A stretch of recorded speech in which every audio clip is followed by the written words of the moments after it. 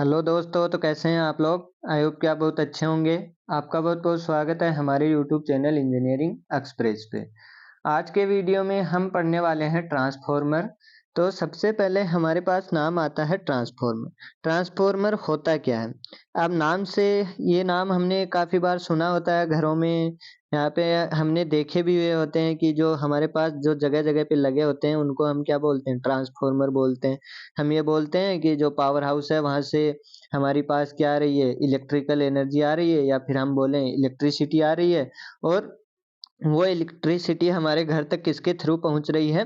Transformer के through. ये चीज़ हम काफ़ी अपनी डेली लाइफ में यूज़ करते हैं ट्रांसफॉर्मर नेम। लेकिन ट्रांसफॉर्मर होता क्या है? इसका मेन कॉन्सेप्ट क्या है? ये इसके अंदर यूज़ क्या होता है? इसके फंक्शन क्या हैं? इसका वर्किंग प्रिंसिपल क्या है? ये सब चीज़ें इस वीडियो के अंदर हम देखेंगे।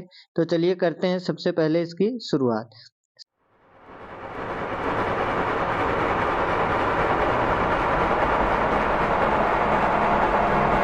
सबसे पहले हमारे पास आता है इसका फंक्शन। अब फंक्शन क्या होता है इसका?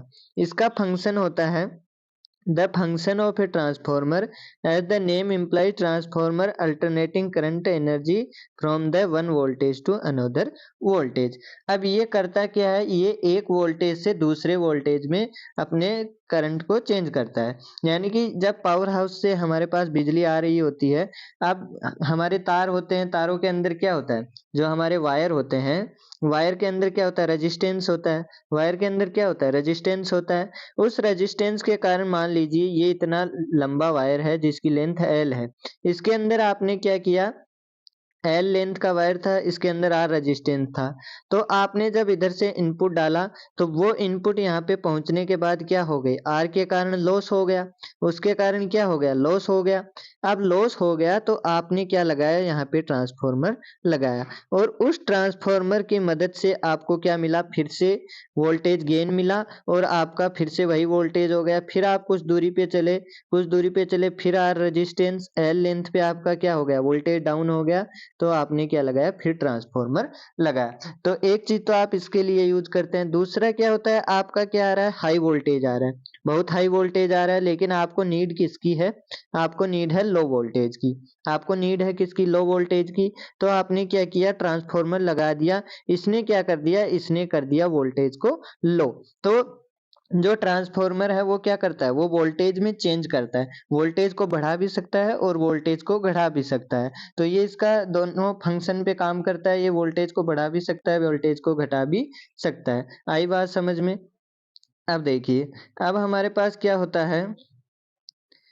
ट्रांसफॉर्मर क्या है? एक स्टैटिक पार्ट है, इसके अंदर कोई रोटेटिंग पार्ट नहीं है, इसलिए इसको हम स्टैटिक ट्रांसफॉर्मर भी कह सकते हैं। अब क्या होता है? When energy is transformer into higher voltage the transferred is called a step up transformer. अब जब क्या होता है? जब हम अपने वोल्टेज को बढ़ा रहे होते हैं, हमको किस ट्रांसफॉर्मर की जरूरत पड़ती है? वो होता है हमारा स्टेप अप। यानी कि हमको स्टेप क्या करना है? अप करना है, ऊपर लेना है। तो हमको यानी कि वोल्टेज बढ़ाना है। अगर हमको वोल्टेज घटाना है तो यानी कि हमको क्या करना पड़ेगा? स्टेप डाउन करना पड़ेगा। अपना स्टेप क्या करना पड़ेगा? डाउन करना पड़ेगा। तो उसको हम कौन सा ट्रांसफॉर्मर बोलते हैं? स्टेप डाउन ट्रांसफॉर्मर बोलते हैं। इतनी बात समझ में आई? मैं जो चीजें हाईलाइट कर रहा हूं उनको आप ध्यान से देखना।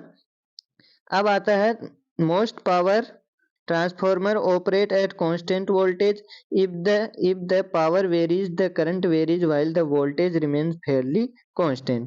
आई बात समझ? अब इसके एप्लीकेशन क्या होते हैं? एप्लीकेशन बहुत जगह होते हैं आपके। हर जगह इसका कहीं ना कहीं आपको छोटा मोटा एप्लीकेशन मिल जाएगा। यहाँ पे मैंने मेन एप्लीकेशन लिए हैं। पहला एप्लीकेशन है in electric power engineering. The transformer makes it possible to convert electric power from a generated voltage of about 11 kilovolt by generator design limitations, a higher values of 130 kilovolt, 220 kilovolt, 400 kilovolt, 500 kilovolt and 765 kilovolt, thus permitting transmission of high amount of power along long distance to appropriate distribution point at saving the cost transmission lines as will power losses. अब जब अभी मैंने बताया, क्या बताया? कि जो power का जब आप क्या करते हैं, घरों में बिजली यूज करते हैं, वो कहीं दूर दूर से आ रही है, कहीं बहुत हजारों किलोमीटर से आ रही है, सैकड़ों किलोमीटर से आ रही है, तो वो क्या है, अब इतनी दूर से आएगी तो इतनी दूर के वायर में बहुत ज्यादा रेजिस्टेंस होगा, बहुत ज्यादा लेंथ होगी। अब बहुत ज्यादा रेजिस्टेंस और बहुत ज्यादा लेंथ होगी, तो आपका जो आउटपुट आपके घर तक आते आते क्या हो जाएगा, जीरो हो जाएगा। मतलब उधर से आप इनपुट डालेंगे, पावर हाउस से बिजली डालेंगे, आपके घर पे बिजली पहुंचेगी ही नहीं। तो उसके लिए क्या काम किया, उसके लिए होता है हमारे पास ट्रांसफॉर्मर। ट्रांसफॉर्मर उस गेन को अगेन एंड अगेन क्या कर लेता है, रीगेन कर लेता है, और उस चीज को डाउन नहीं होने देता है। तो सबसे पहली चीज तो यही है हमारे पास कि ट्रांसफॉर्मर जितना इनपुट हम डालते हैं, उतना इनपुट हमारे मीलों दूर भी हमको क्या कर देता है, पहुंचा देता है। आई बात समझ में। दूसरा क्या है, at distribution points transformer are used to reduce this high voltage and safe level 400 230 volts for use in homes and office। अब पावर प्लांट है, तो पावर प्लांट में तो ऐसा तो है नहीं कि आपके पास घर में बिजली यूज होती है, घर में बिजली यूज होती है 220 वोल्ट की, तो वो 220 वोल्ट की बिजली बनाएंगे, ऐसा तो वो है नहीं। वो कितने वोल्ट की बिजली बनाते हैं, वो हजारों वोल्ट में बनाते हैं, वो 200 के 400 के इतनी वोल्ट की बिजली बनाते हैं। अब वो इतना हाई वोल्टेज अगर आपके घर में डायरेक्ट पहुंचा दिया जाए तो सब कुछ का कल्याण हो जाएगा, सब कुछ का कल्याण हो जाएगा।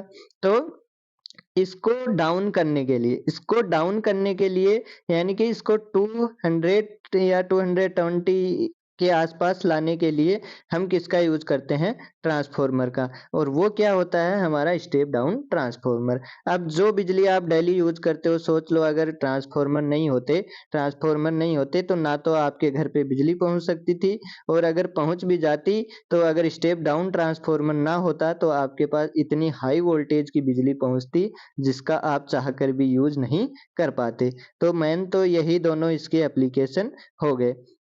अब आगे देखते हैं। आगे इसका है वर्किंग प्रिंसिपल।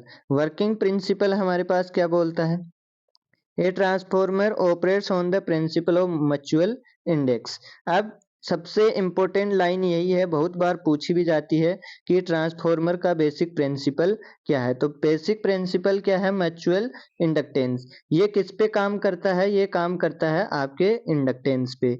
यानी कि ये किसका सहारा लेता है, ये सहारा लेता है किसका, मैग्नेटिक फील्ड का।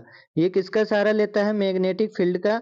और ये डायरेक्ट कांटेक्ट में नहीं रहता है। जैसे आपने ये क्या लगाया, ये आपने ट्रांसफॉर्मर लगाया, तो ये इधर वाली वाइंडिंग है और ये इधर वाली वाइंडिंग है, ये दोनों वाइंडिंग है, ये आपस में डायरेक्ट कांटेक्ट में नहीं रहती हैं। इनके बीच में क्या लगी रहती हैं, प्लेटें लगी रहती हैं। और इन प्लेटों के कारण क्या होता है, इन वाइंडिंग्स के कारण क्या होता है, यहाँ पे इंडक्टेंस क्रिएट होता है, मैग्नेटिक फील्ड क्रिएट होता है। और उस इंडक्टेंस के कारण यहाँ पे हमारे पास क्या होता है, स्टेप अप और स्टेप डाउन होता है। तो ये चीज आपको ध्यान रखनी है। Between two inductively coupled coils it consists of two windings in close proximity as shown in figure। two winds are coupled by magnetic induction। और यहाँ पे one of the winding called primary and second क्या है हमारे पास, second is called secondary। आई बात समझ में। तो इसको डायग्राम से देखिए, ये देखिए यहाँ पे क्या लगा हुआ है, यहाँ पे प्लेटें लगी हुई है, ये यहाँ पे प्लेटें लगी हुई है जो मैं ग्रीन कलर कर रहा हूँ, ये क्या लगी हुई है, यहाँ पे प्लेटें लगी हुई हैं। और ये एक प्लेट नहीं है, ये एक प्लेट नहीं है, ये नंबर ऑफ प्लेट्स हैं, ये नंबर ऑफ प्लेट्स हैं। और इनके ऊपर क्या लगा हुआ है, ये वाइंडिंग लगी हुई है, ये वाली वाइंडिंग इनके ऊपर लगी हुई है, इसको आप क्या बोलेंगे, प्राइमरी वाइंडिंग। और जो दूसरी वाली वाइंडिंग होती है उसको आप क्या बोलेंगे, सेकेंडरी वाइंडिंग। और ये क्या होता है अपना लेमिनेटेड कोर। ये प्लेटें होती हैं, ये एक सिंगल स्लैब नहीं होती है। सिंगल स्लैब क्यों नहीं होती है, क्योंकि अगर सिंगल स्लैब कर देंगे तो आपका एरिया कम हो जाएगा। और आपने पढ़ा होगा 12th में कि एरिया बढ़ाने पे हमारे पास क्या हो जाता है, इंडक्टेंस बढ़ जाता है और मैग्नेटिक फील्ड बढ़ जाता है, इसलिए हम इनको प्लेटों के रूप में लेते हैं। आई बात समझ में।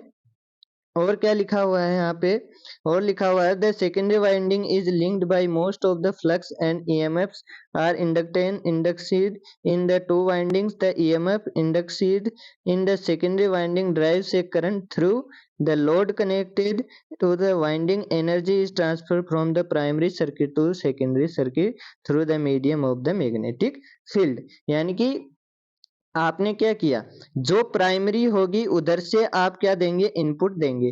प्राइमरी हमेशा किसको बोलेंगे, जिधर से आप इनपुट देंगे, और आउटपुट जिधर से लेंगे वो आपका क्या होगा, वो आपका सेकेंडरी वाइंडिंग होगा।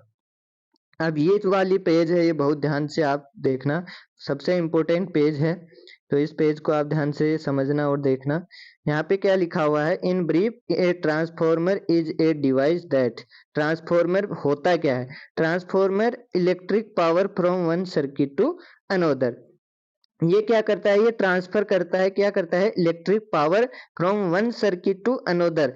इसने क्या किया, ये वाला सर्किट था, ये वाला इसके पास सर्किट था और इसकी बाइंडिंग थी, और ये वाला सर्किट है, ये दो सर्किट हैं, दोनों का कनेक्शन डायरेक्ट कनेक्शन कहीं पे नहीं है, ना ये इसको टच कर रहा है ना ये इसको टच कर रहा है, मतलब डायरेक्ट कनेक्शन नहीं है, फिर भी इसने क्या कर दिया, सारा का सारा करंट क्या कर दिया, इसको ट्रांसफर कर दिया। मतलब क्या हुआ, transfer electric power from one circuit to another, it does so without change of frequency. और सबसे इंपॉर्टेंट चीज क्या होती है ट्रांसफार्मर की, इसकी जो फ्रीक्वेंसी थी, इधर से जो फ्रीक्वेंसी आ रही थी करंट की, सेम फ्रीक्वेंसी किधर जाएगी, अपनी सेकेंडरी वाइंडिंग में। तो ये सबसे प्लस पॉइंट है इसका, कि ट्रांसफार्मर का, कि इसके अंदर आपकी फ्रीक्वेंसी चेंज नहीं होती है। It accomplish this by electromagnetic induction, और ये किस पे काम करता है, आपका इलेक्ट्रोमैग्नेटिक इंडक्शन पे। आई बात समझ में। अब ट्रांसफॉर्मर रेटिंग है, ये आप पढ़ लीजिए, थ्योरी वाला पार्ट है, इसके अंदर कुछ समझाने वाला लाइक है नहीं, तो इसमें एक लाइन है वो इम्पोर्टेंट मैं बता देता हूँ। The load power of the transformer is the power of the secondary terminals indicates in the name plate and express in kilowatt ampere. तो ट्रांसफॉर्मर की रेटिंग किस में मापी जाती है, किलोवाट एम्पियर में। ये क्वेश्चन काफी बार आपको पूछ लिया जाता है। अब आता है काइंड्स ऑफ ट्रांसफॉर्मर। ट्रांसफॉर्मर में कौन कौन से काइंड होते हैं। सबसे पहला काइंड है हमारे पास ट्रांसफॉर्मर का पावर ट्रांसफॉर्मर। पावर ट्रांसफॉर्मर्स क्या होते हैं, for the transmission and distribution of electric power. जो हम घरों के लिए यूज करते हैं वो कौन से ट्रांसफॉर्मर होते हैं, पावर ट्रांसफॉर्मर्स। ऑटो ट्रांसफॉर्मर्स क्या होते हैं, for converting voltage within relatively small limits to connect power system of different voltage to start AC motors. और थर्ड वाला क्या है, transformer for feed installation with static converter. चौथा है हमारे पास टेस्टिंग ट्रांसफॉर्मर। फिफ्थ है हमारे पास power transformer for special application. और फिर है रेडियो ट्रांसफॉर्मर्स। तो ये चीज थ्योरी वाला पार्ट है, इसके अंदर कुछ है नहीं। अब रेडियो ट्रांसफॉर्मर है, it is use in radio engineering, furnace welding, तो ये आप पढ़ सकते हैं। अब आता है ट्रांसफॉर्मर कंस्ट्रक्शन। ये इंपॉर्टेंट पार्ट है, काफी बार बहुत बार सेमेस्टर एग्जाम में ऐसे में पूछा जाता है कि ट्रांसफॉर्मर का कंस्ट्रक्शन कैसे होता है। कंस्ट्रक्शन के आधार पे हमारे पास कौन कौन से ट्रांसफॉर्मर होते हैं। हम दो ट्रांसफॉर्मर बेसिकली पढ़ते हैं। पहला ट्रांसफॉर्मर होता है हमारे पास कोर टाइप ट्रांसफॉर्मर, और दूसरा ट्रांसफॉर्मर होता है हमारे पास सेल टाइप ट्रांसफॉर्मर। इन दोनों की अभी हम देखेंगे कंस्ट्रक्शन क्या होता है, रियल लाइफ में हमको कैसे दिखते हैं और कैसे वर्क करते हैं। तो सबसे पहले ट्रांसफॉर्मर का कंस्ट्रक्शन जब भी हम करते हैं तो उसके अंदर अभी तक आपको समझ में आ गया होगा कि दो चीजें इंपॉर्टेंट है। दो चीजें इंपॉर्टेंट है, पहली कोर इंपॉर्टेंट है, दूसरा क्या इंपॉर्टेंट है, वाइंडिंग। अभी तक हमने इन्हीं दोनों चीजों की बात की है। और पूरे ट्रांसफॉर्मर की जान कौन है, यही दोनों जान है। पहला क्या है, कोर है, और दूसरा क्या है, ट्रांसफॉर्मर। जो बोलते हैं ना दो दिल एक जान, वही एक जान है। ये दो दिल हैं किसके, ट्रांसफॉर्मर के, और इनकी एक जान है। आई बात समझ में। अगर इन दोनों दिलों को मिलाओगे तो आपके पास एक जान बनेगी, और वो क्या होगी, वो होगी ट्रांसफॉर्मर। आई बात समझ, आई बात समझ में। यानी कि ये दो दिल हैं किसके, ट्रांसफॉर्मर के, और जान कौन है इनकी, ट्रांसफॉर्मर। यानी कि कोर और वाइंडिंग को जब आप मिलाएंगे तो आपके पास क्या बनेगा, ट्रांसफॉर्मर। मेन कंपोनेंट ट्रांसफॉर्मर के यही दोनों हैं। तो यहाँ पे देखिए transformers have the following essential elements: the two or more electric windings insulated from each other and form the core auto transformers. और दूसरा क्या होता है, a core which in case of single phase distribution transformer usually compressed cooled rolled silicon steel trip. अब ये किसकी बनी होती है, ये इंपॉर्टेंट चीज है यहाँ पे, ये किसकी बनी होती है, सिलिकॉन स्टील ट्रिप की। ये किसकी बनी होती है, काफी बार पूछा जाता है, ये किस चीज की बनी होती है, सिलिकॉन स्टील ट्रिप की। ये सिलिकॉन स्टील की बनी होती है। पर silicon steel lamination such as are used the larger power transformer cores, the flux path in the assembled core is parallel to direction of steel's grains orientation. This results in reduction in core losses of given flux density and frequency, or permits use higher core densities and reduction size of transformer given losses. और आगे की कुछ चीजें हैं, suitable container हो गया, और भी कुछ चीजें हो गई जो बीच बीच में यूज की जाती हैं, तो ये चीज आप पढ़ लेना, इसमें ज्यादा कुछ है नहीं। अब कंस्ट्रक्शन के आधार पे हमारे पास, कंस्ट्रक्शन के बेस पे दो टाइप के होते हैं ट्रांसफॉर्मर। पहला ट्रांसफॉर्मर है हमारे पास कौन, कोर टाइप ट्रांसफॉर्मर, और दूसरा टाइप है हमारे पास सेल टाइप ट्रांसफॉर्मर। अब इनको देखते हैं क्या क्या इनका यूज होता है।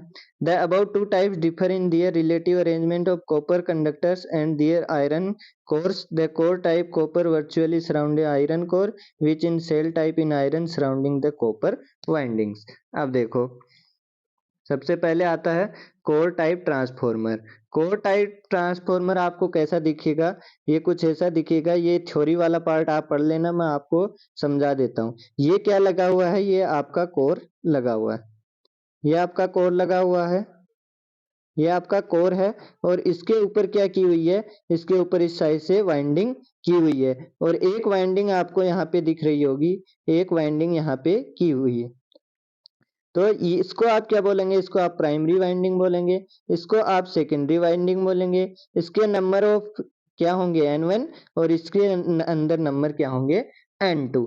अब ये दिखेगा कैसे, इसको आप एक बार देख लीजिए। The core is made up of silicon steel lamination. ये वाली लाइन आप बहुत याद रखिए कि जो आपका कोर टाइप ट्रांसफॉर्मर है, इसके अंदर कोर किसकी बनी होगी, सिलिकॉन स्टील की। ये काफी बार पूछ लिया जाता है। विच आर आइदर रेक्टेंगुलर और एल शेप। एल शेप और रेक्टेंगुलर की यूज की जाती है, यहाँ पे आपको दिख रहा होगा रेक्टेंगुलर बना हुआ है। Which the coils wound on two legs and appearance of the figure। Figure में आपको दिख ही रहा है कि कैसे इसको लपेटा गया है, एक साइड के इधर या फिर एक साइड इधर। So on respective high voltage and low side coils, leakage reactance would be much too great in other order to provide maximum linkage between windings। अब आगे का आप पढ़ सकते हैं, आगे कुछ इतना खास है नहीं।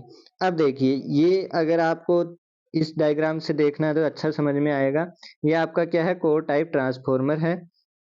ये आपका क्या है, कोर टाइप ट्रांसफॉर्मर है।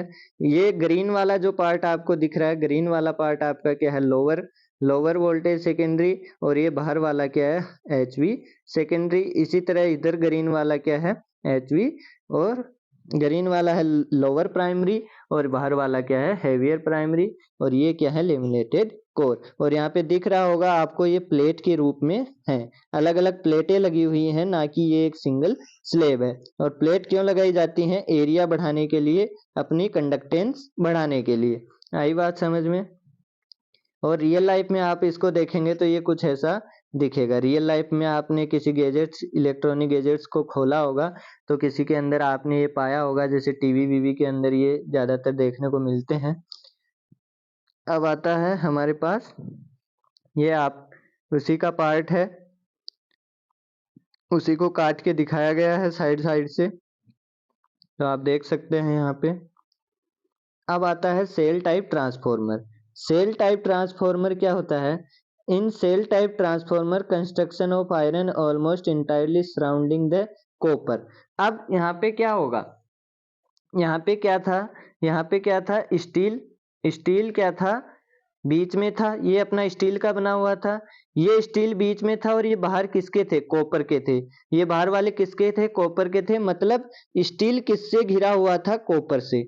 स्टील किससे सराउंडिंग था, कॉपर से, लेकिन यहाँ पे हमारे पास क्या होगा, यहाँ पे हमारे पास कॉपर सराउंडिंग होगा, किससे, स्टील से। वो देखना कैसे होगा, the core is made up of E shaped और एफ शेप्ड। वहां पे क्या शेप थी हमारी, एल और रेक्टेंगुलर। यहाँ पे क्या होगी, एफ और ई शेप होगी। Animation which are sketch to give the rectangular figure at all the windings are placed on the center leg on each high side coil adjust and low side coils. The coil actually occupy the entire space both winds. अब आपको एक चीज समझ नहीं आ रही होगी कि यहाँ पे एल टाइप कहाँ दिख रहा है, एल टाइप कुछ दिख ही नहीं रहा है। यहाँ पे एल टाइप दिख रहा है। एक चीज देखो, यहाँ पे मैं मार्क कर रहा हूँ, उस चीज को आप देखना। ये वाला शेप आप देखो, यहाँ से ये वाला शेप क्या है, ये जो मैं मार्कर से बना रहा हूँ, ये वाला शेप, ये वाला शेप क्या है, ये वाला शेप आपको दिख रहा होगा। ये वाला शेप क्या है, एल शेप है। आई बात समझ में, मेरे हिसाब से दिख रहा होगा क्लियर। एक सेकेंड, ये वाला शेप क्या है, ये वाला है एल शेप। तो इसको हम क्या बोल रहे हैं कि हमारी जो प्लेटें होंगी वो किस टाइप की होंगी, एल शेप की होंगी। अब जो ये प्लेट है ये भी क्या होगी, ये इस साइड से एल शेप में होगी ऐसे। तो एल शेप बाई कनेक्टेड होंगी। एक एल इधर ऐसे बना होगा सीधा एल, एक एल होगा ऐसे उल्टा एल। तो ये एल, इसको आप बता रहे हैं कि जो जब आप इसको तोड़ेंगे, जब आप इसको खोलेंगे, यानी कि इन वाइंडिंग को काट के हटा देंगे, और जब आप इनको खोलेंगे तो आपके पास एल एल की प्लेटें आपको निकलती हुई दिखाई देंगी।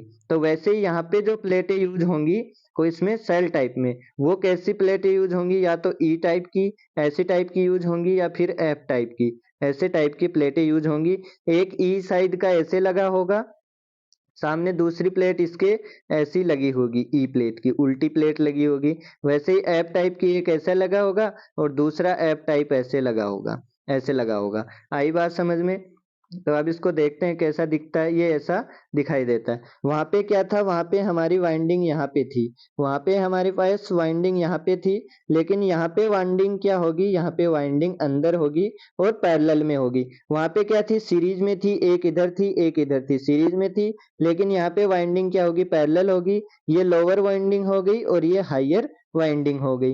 ये लेमिनेटेड कोर अपनी बन गई। और यहाँ पे आप देख सकते हैं, यहाँ पे आपको ई दिखाऊं जरा, यहाँ पे मैं आपको ई दिखाता हूँ, ध्यान से देखिए। ये देखिए, मैं जिसको कलर कर रहा हूँ ग्रीन से, वो देखिए, ये जो मैं कलर कर रहा हूँ उसको आप देखिए।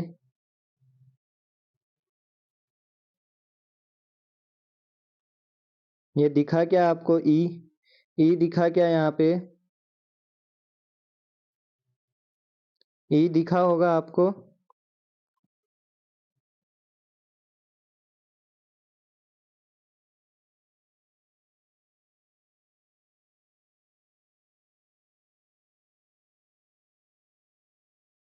ये देखिए, ये क्या है, ये बन गया आपका ई ऐसी आपको प्लेट दिख रही है। अब इसके जस्ट नीचे उल्टी प्लेट लगी हुई है, ये वाली प्लेट उल्टी लगी हुई है, ये वाली। और इसका मुंह है किधर है, इसका मुंह है आपके पास यहाँ पे इधर है, ये मुंह है इधर है इसका, ऐसे करके ऐसे करके ऐसे।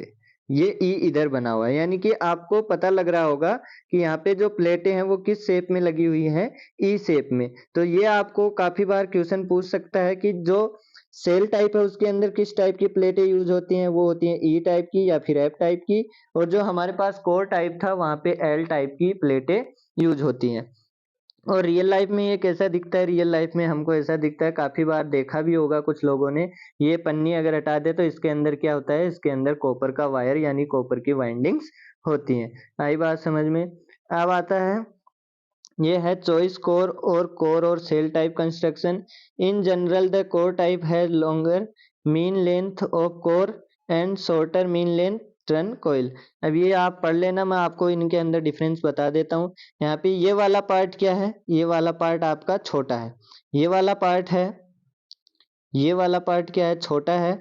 और वाइंडिंग्स की लेंथ क्या है आपके पास, वाइंडिंग्स की लेंथ लंबी है, वाइंडिंग्स की लेंथ लंबी है, इनकी लेंथ क्या है, लंबी है। लेकिन जब आप दूसरा देखते हो स्पाइरल कोर ट्रांसफॉर्मर, ये देखते हो तो इसके अंदर ये वाली छोटी है और जो आपका ये कोर वाला पार्ट है ये क्या है, ये वाला पार्ट बड़ा है, ये वाला पार्ट बड़ा है। इन दोनों के अंदर इतना ही डिफरेंस है और इनके अंदर ज़्यादा कुछ पढ़ने वाला काम है नहीं। अब आता है single phase, three phase, core type. Core type आपने देख लिया होगा, ये क्या था, ये कोर टाइप था, ये अभी मैंने दिखाया है। कोर टाइप कैसे होते हैं, बाहर की साइड लगे होते हैं, सीरीज में लगे होते हैं।